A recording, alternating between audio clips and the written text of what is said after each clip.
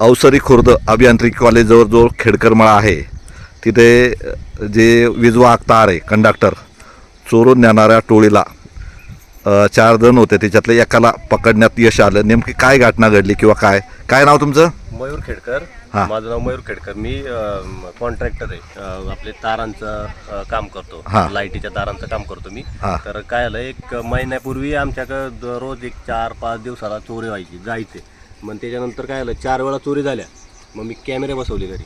त्याच्यानंतर परवा दिवशी रात्री काय झालं, त्या 4 जण आले, कॅमेऱ्यात दिसले ते, त्यांनी कुठं नेला काय. मग त्याच्या यांनी मी काय केलं, त्यांचा मागावा घेतला, कुठे गेले काय गेले. नंतर त्यांनी पाहिलं ते मध्ये मकाचा वावर म्हणून आहे, त्या मकाच्या वावरात त्यांनी तो मटेरियल खोलला आणि इथं हा जे टावर आहे याच्या साईडला रात्रीच त्यांनी पूर्ण बांधून ठेवला तिथं आणून. मग मी कोणाला न सांगता, फक्त माझे जवळचे मित्र होते त्यांना सांगितलं. आम्ही रात्रभर इथं राखण बसलो.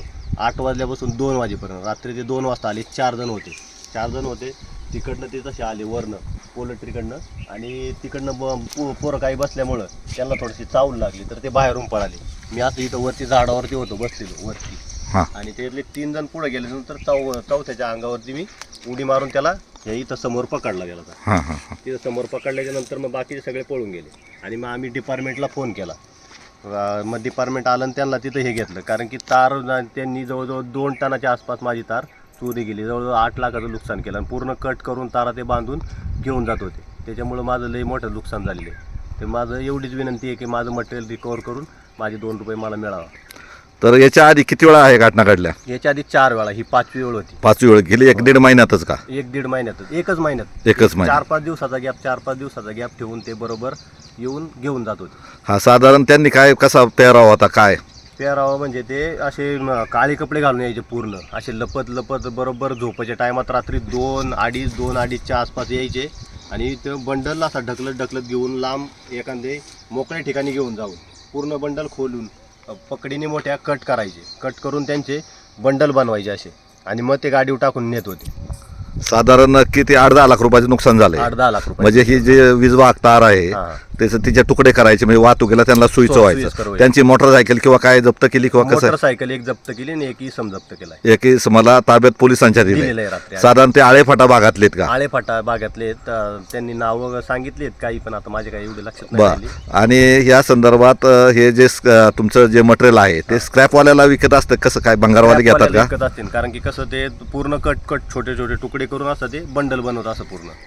त्याच्यामुळे दुसरा कॉन्ट्रॅक्टर गेला असं काय नाही, तो भंगारवाल्यालाच विकत असणार. साधारण वय किती असावं जो पकडलाय चोरटा? तो 40-42च्या आसपास असं. पकडल्याच्या नंतर तुम्ही ज्यावेळेस उडी मारली त्याच्या अंगावर वरून झाडावरून ह्या, तर त्याच्यानंतर त्याने काय प्रतिकार करण्याचा प्रयत्न केला का? प्रतिकार करण्याचा प्रयत्न केला, पण त्याला मी जाम धरल्यामुळे त्याला काय प्रतिकार, आणि पोरं होती 10-12 ती पटकन आल्यामुळे त्यांनी काय प्रतिकार केला नाही जास्त.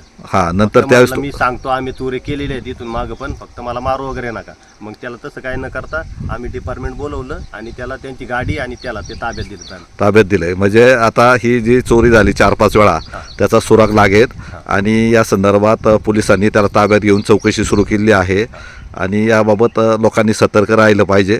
समजा आता हे ठीक आहे, तार चोरी किंवा काय बाकीच्या समजा इतर घटना झाल्या असत्या तर भयानक झालं असतं. त्यांच्या काय हत्यारं मिळाली का? काही हत्यारं आता ते काय झालं, 3 जण जे पळून गेले तर ते सापडले नाही, त्याच्यामुळे त्यांचे हत्यारं सापडले नाही. एकाच्या इथं काय दुसरं सापडलं नाही त्याच्याकडं, ते मोकळा झाला होता ना बाकीचे 3. कारण की आदल्या दिवशी त्यांनी ते कट वगैरे करून सगळं बांधून ठेवलं होतं. फक्त आज ते न्यायच्या हिशोबाने रात्री आले होते. फक्त त्यांना काही कट नव्हतं करायचं, काय नव्हतं करायचं. फक्त न्यायच्या हिशोबाने रात्री आले होते. गाडी तिकडे लांब लावले होते 1 किलोमीटरवरती त्यांनी ठेवले होत्या गाड्या पण. आणि इथनं पूर्वी पण असे मोटर वगैरे बरेचशा चोरी गेलेले आहेत आमच्या. पण ही जागा कशी चॉईस केली? म्हणजे नेमकं ह्या जागा तुम्ही बरोबर ह्या झाडावर जे बसले तर कसा अंदाज म्हणजे कशा माध्यमातून वाटलं का इथे या भागात चोरी? आता कसं ते ठेवले तिकडं होते, यायला तिकडनं उसातून ते आले नसते. एक तर तिकडनं किंवा इकडनं. खालनं घर असल्यामुळे ती काय खालनं येऊ शकत नव्हते, म्हणजे येणार नाही घरातून, असा एक अंदाज होता आमचा. तर मग काही जण आम्ही तिकडल्या बाजूला थांबलो, आणि मी एक झाडावरती थांबलो, असा वरती बसलो होतो. त्याला दिसले तरी त्यांना पटकनी पकडता यावं आपल्याला म्हणून मी वरती झाडावरती बसलो. मग मुलं तिकडनं आल्यानंतर त्यांना चावल लागली. ते बरोबर अशी इथनं पळाले, इथनं असे वर निघून इकडं पळायला लागले. तोपर्यंत मी वरतून झाडावरनं उडी टाकून 1 जण इथं असा पकडला, आणि मग बाकीच्या मुलांनी येऊन त्याला मग पकडून घेतला आणि त्याच्या गाडीकडे नेला. गाडी खेळण्याला.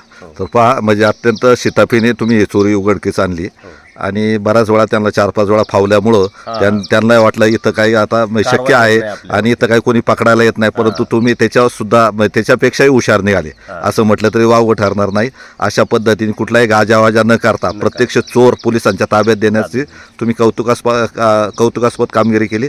आता माझ्यासमोर आहे माजी सरपंच दिनेशभाई खेडकर. तर याबाबत काय संदेश देणार तुम्ही लोकांना, कशा पद्धतीने? लोकांनी ज्या काही घटना घडतात त्यांनी जागरूक राहावं, त्याचा अंदाज घ्यावा. जर त्या घटना परत घडणार असतील तर आम्ही जसे आमच्या कार्यकर्त्यांनी किंवा आमच्या घरच्यांनी सगळ्यांनी या गोष्टी उजेडात आणल्यात, तसं प्रत्येकाने एकमेकांना सपोर्ट करून या सगळ्या गोष्टी उजेडात आणून त्याचा सोक्षमोक्ष लावून पोलिसांच्या ताब्यात द्यावा.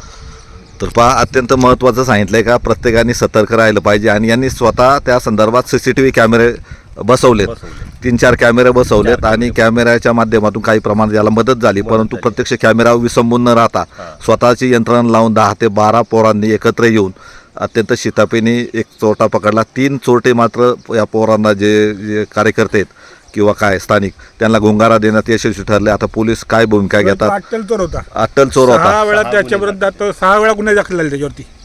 इतका अट्टल चोर आहे. आम्हाला ज्यावेळेस पोलीस स्टेशनला बोलवलं रात्री त्याची गाडी द्यायला, त्यावेळेस पोलिसांनी सांगितलं की तो सापडलाच नसतो तुम्हाला, तुम्ही त्याचा पकडून नसा ठेवला होता, तो इतका पाळण्यात तरबेज आहे.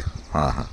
त्यामुळे सगळ्यात महत्त्वाचा तोच होता सुगावा आम्हाला. हा, म्हणजे तो मास्टर माइंडच होता आणि तो पकडल्यामुळं बाकीच्या चोऱ्या आता उघडकीस येतील किंवा त्याचे 3 साथीदार जे पळून गेलेत ते सुद्धा सापडण्यास मदत होईल.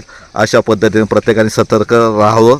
आता त्यांच्याकडं समजा त्यांनी काही प्रतिकार केला नाही हे सुद्धा महत्त्वाचं आहे, नाही तर अशा वेळेस रात्रीच्या गोंधळात काही भलती घटना होती. त्यामुळे प्रत्येकाने समजा चोर पकडले तर लगेच पोलिसांना खबर द्यावी आणि अशा चोऱ्या रोखण्यासाठी पोलीस यंत्रणेला मदत केली पाहिजे आणि त्या पद्धतीने चोरट्यांचा बंदोबस्त होण्यासाठी मदत होईल.